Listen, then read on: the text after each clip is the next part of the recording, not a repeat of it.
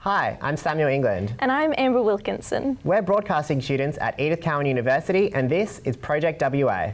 Over the semester, our class has created a series of TV packages, showcasing what's going on across our vibrant state. The love of vintage goods is on the rise. Perth businesses are showcasing their passion for all things retro. Madeline Lombardi took a step back in time to find out why. From antiques to vinyl records and old-fashioned cafes, there's no wonder. Retro is definitely back. Businesses in Perth are getting around the vintage craze with their spin on the retro trend. Mum Nicole, sister Jess and daughter Leah, also known as the upcycling Gypsy Mutts, opened their online vintage store around 2 years ago. They began selling their own collection of clothes, furniture and antiques before their business boomed on Instagram. Started in op shops and then Gumtree and then Marketplace became a thing. Every now and then you will go to buy something off like one of those platforms and then they'll be like, oh, this is a deceased estate or we've just put our family into a home. The Gypsy Mutts don't just love the aesthetic. For them, it's also about sustainability. Think twice about what you're buying if you're buying it new and if you really need to buy it new. From furnishing your house to dressing your kids to setting up a business, And I think as well for younger people, it's a lot more achievable and a lot more affordable to buy secondhand because you know that it's a higher quality and it is going to last you longer than a cheap fix.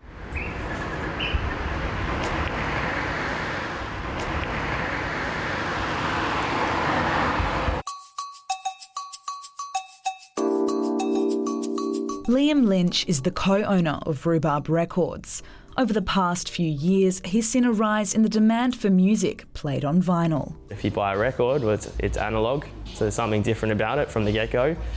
But you also get, a nice tangible package with some artwork and the like as well. So I think it's just as much about the collectability and the process of collecting as it is about anything else. Even with the competition from streaming services and digital formats, many contemporary artists still opt for the vinyl record. I think artists are starting to think about when they're writing a song or when they're writing or creating something, they're thinking about where it's going to fit within the context of that album format.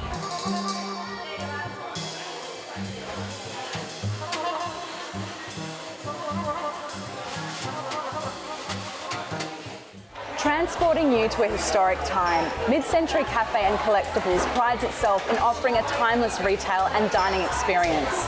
This hidden gem in Perth will set you right back to the 1950s, 60s and 70s. So we've got the Retro Club. We have the Retro Motorbike Club come. The Retro Car Club come. We have oldies who come in and do their knitting. We always have book club people in all the time. And their reason for success? The retro theme is one that everybody loves, young and old. You've heard it. Retro is back and here to stay.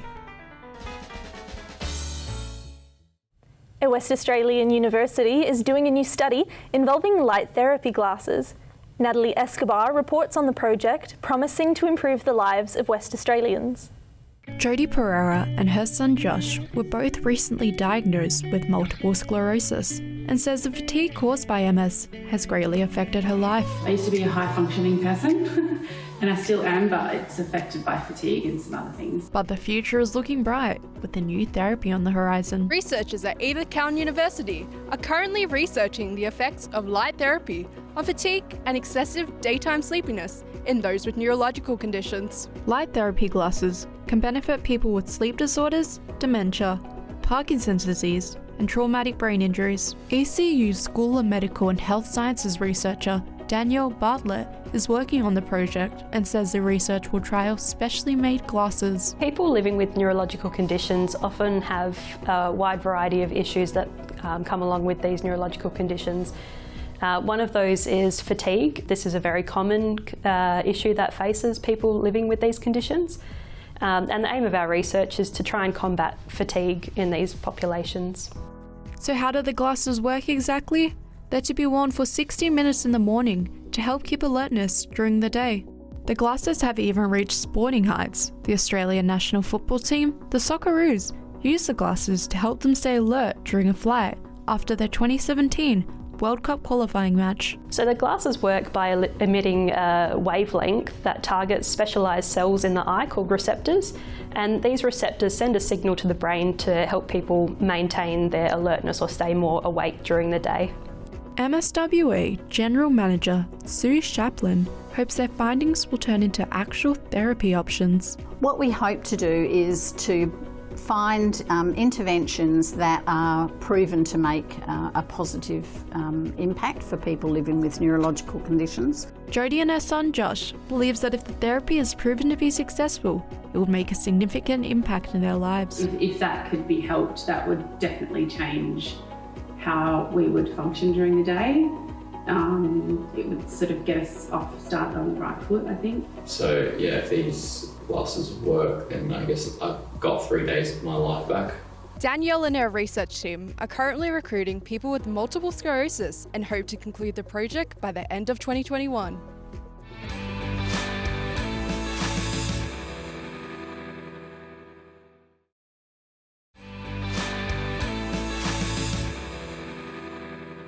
Skate parks can often be the subject of intense scrutiny and debate. Jessie Donnelly-Jones explores some of the skate parks around Perth to see what sort of impact they are having on their communities. It's been 3 years since the City of Stirling approved plans for a skate park to be built along the Scarborough beachfront, a move which has helped to reinvigorate the Scarborough foreshore. Now a new debate is brewing in another one of Perth's most popular beachside suburbs. Plans for a skate park to be built in Cottesloe has been met with a mixed response from locals, with some claiming it would lead to an increase in antisocial behaviour, drawing attention to the stigma that continues to surround skate parks. Skate parks are fantastic community facilities. Ben Bowring is the director and founder of Skateboarding WA, an organisation that partners with local councils to run free events and clinics for local communities across the state, working with skateboarders of all ages and skill levels. The age range for skateboarding is huge, it really is. We get kids as young as 3 years old joining in the clinics, and we've had probably the oldest person joining in was at International Women's Day, and it was, I think the lady was 78 years old. Ben has spent much of his life around skate parks and is familiar with the close bond between skateboarders both young and old. Through the skateboarding community, like you naturally as an older skateboarder, if you see someone learning for the first time or anywhere along their skateboarding journey, you get excited and you want to help. You know, you see someone doing a technique that's not quite right, or you know, they might stack it, you'd be like, hey, try your feet like this, your balance will be stronger. The current debate being had in Cottesloe has drawn comparisons to other areas of Perth, who have faced similar backlash in the past when looking at skate park proposals. A lot of the elements I've seen in the campaign against the skate park very similar to what happened in Fremantle.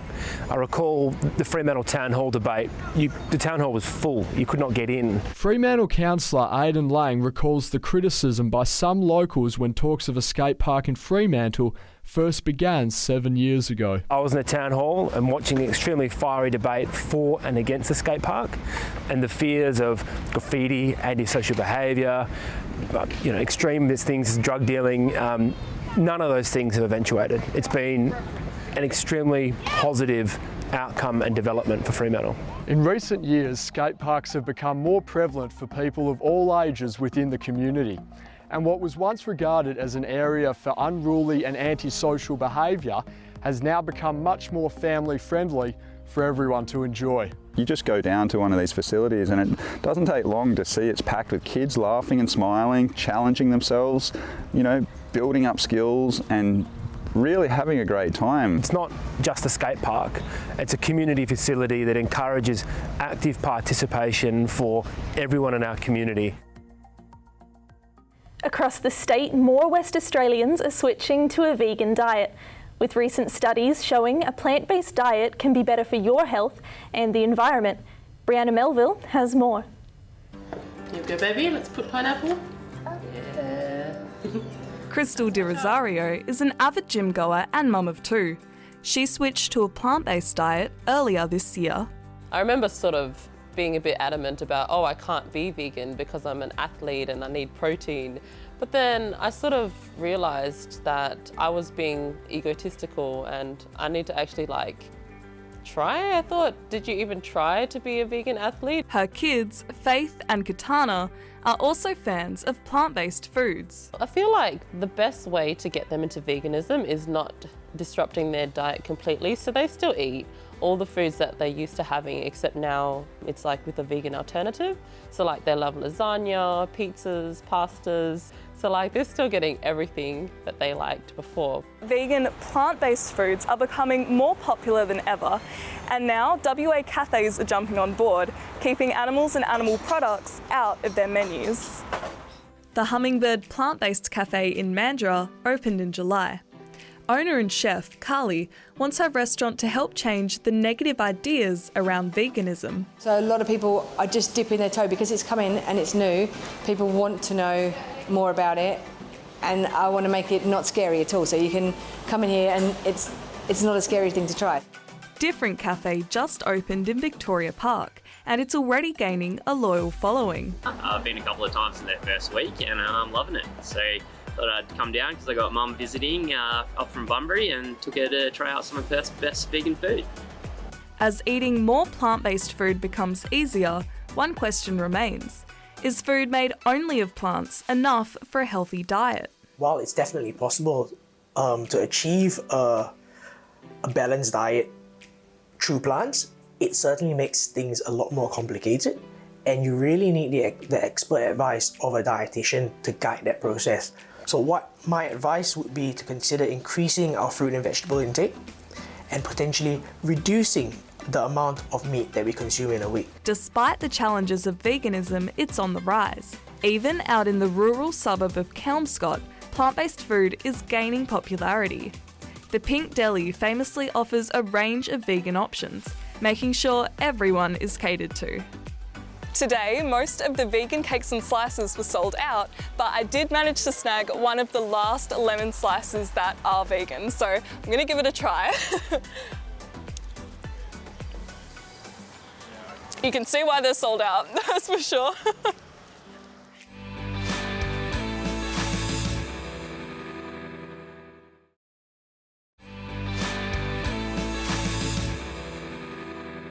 A WA boxing club is producing state and national champions by training in a unique way. Natalia Caceres went to investigate the gym that's bringing Cuba to the streets of Perth. Located in the heart of the CBD, the Cuban Boxing Club can be tricky to find. Just look for the specially designed alleyway just off Barrack Street, spot the cool graffiti art, and you've made it to the boxing ring.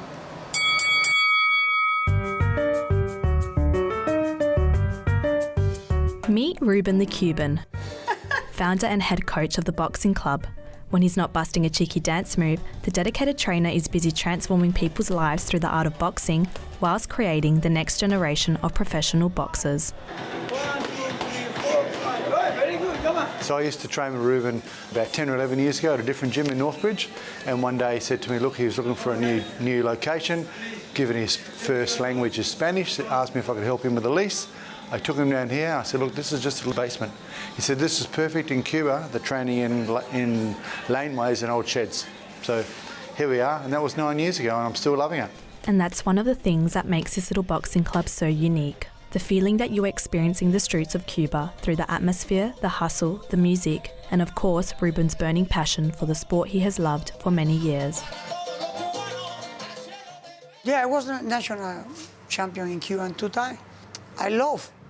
I started with 10-year-old in Cuba and really dedicated with commitment, with dream. I started to be the coach early. With more than 20 years of experience, Ruben has trained some of the best boxers in the game. His mission now is to make sure Australia obtain that gold medal at the next Olympic Games. All the time I'm looking for if I can help Australia with the Olympic medal. I have many national champions. From here, from this gym, love the boxer. Professional boxer Fano Corey is one of them. In amateur, I was the state champion since 2012 until all the way to 2016. I was just champion year after year until when I decided to turn professional. And now as a professional, 2 times, 2 different weight class champion, holding the 2 belts. Describing his relationship with Ruben as family, Whānau was inspired by his former coach and now runs his own gym. The relationship we have is just nothing changed. Even though I'm running my own gym, but it's still good. The relationship is still there. At just 17 years old, it comes to no surprise that Ruben the Cuban Jr. is competition to look out for. 6 days a week, I train 3 hours a day. And then, just training with my dad, it's a lot of focus, a lot of discipline. And then you just gotta work hard for your dreams, You gotta just step in the ring and fight. Producing so many champions here in Perth, now that's something to celebrate.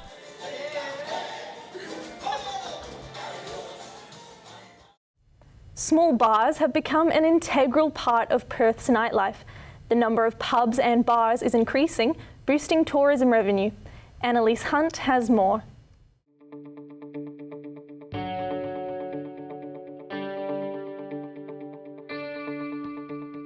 Goody Two's is a Japanese-inspired bar in the heart of Perth City.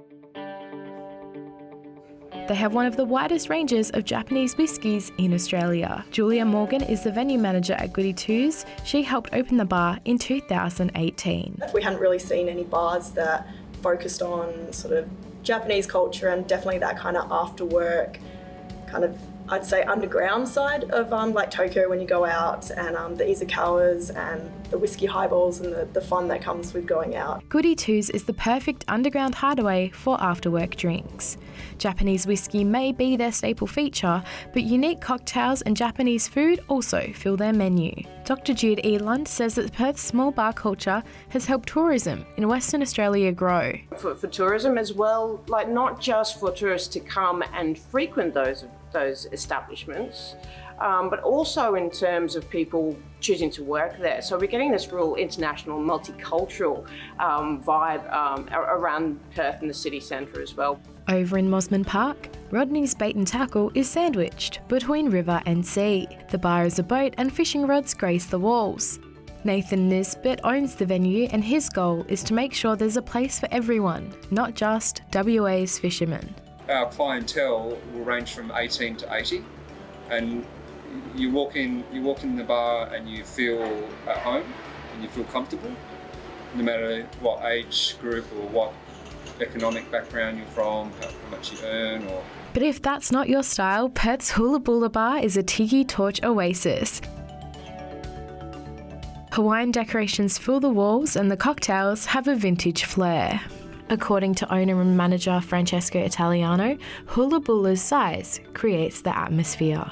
In a small place, you can contain everything, and whether you got 10 people, 50 people or 70 people, you can still create that vibe. So I think that makes this bar quite unique. The size is really important to it as well. Social media plays a huge role in Perth's hidden bar culture. Younger demographics are often looking for a wow factor to post about online. Depending on what you want to do on a Friday night or a Saturday night, or even during the week if one is so inclined, is to go, there's a new whiskey bar, there's a new vodka bar, a new gin bar, or this bar I have to get a secret password for. Why don't we all go in and sort of have this experience together? Perth's small bar life is as vibrant as ever, so now is a good time to explore the city and have a drink.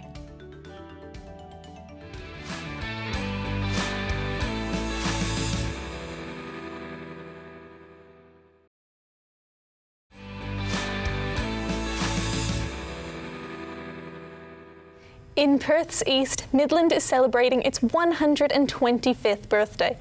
Reese Gardner opens up the archives with the local historical society. For over a century, the Midland Town Hall has stood proud. The area around it, though, has transformed, and it's easy to forget what built a place like this. Well, Matthew Pavlinovich wants to make sure you remember. My passion for Midland started back in primary school. Back in the 90s growing up, I watched the WA Government Railway workshops here close in 1994. That gave me the passion for Midland and the local area. Matthew created the Facebook page Remember Midland in 2013. 4 years later, he took the next step. I was going to create the Midland Districts Historical Society because the area lacked that. We didn't have our own historical society here. From there, I put the feelers out and we had an initial meeting. We got 80 people to our meeting, and from there, our society was formed. I met Matthew down at a special site, the old railway workshops. The West Australian Government Railway Workshops were established in 1904 and they were in operation until 1994, so a period of 90 years. There was a shortage after World War II of workers, so they put advertisements in papers in Europe and they attracted migrants over. They were given accommodation just out of Midland in Wexcombe. So Wexcombe gave them the opportunity. They could live on cheap accommodation from the government while they saved up to get married and to build a proper home. The suburb of Stratton was built over Wexcombe in the 1970s, and all traces of it were thought lost. But recently, remains of old houses were discovered on the Talbot Road Bushland Reserve. Matthew then started a petition to preserve and recognise the remains. Our own society members supported it, the local community supported it, plus we had former WA Government Railway Workshop workers support the issue as well. So the support to get Wexcombe recognised was quite widespread. The petition was a great success, gaining more than 460 signatures. We'll be working with Parks and Wildlife into the future, and over the next few years the Society hopes to interpret the site with signage and with an information board, and that will tell the story of Wexcombe and the role it played in our local history. Here amongst the bush in Old Wexcombe, it's much more quiet than it is down in Midland. But Matthew has shown that if you make some noise, the voices of the past will join you in being heard. Let's see what the next 125 years brings for this historic area of WA. There we have it, a look across the fun and beauty our state has to offer. From everyone here at Edith Cowan University, thank you for tuning in to Project WA.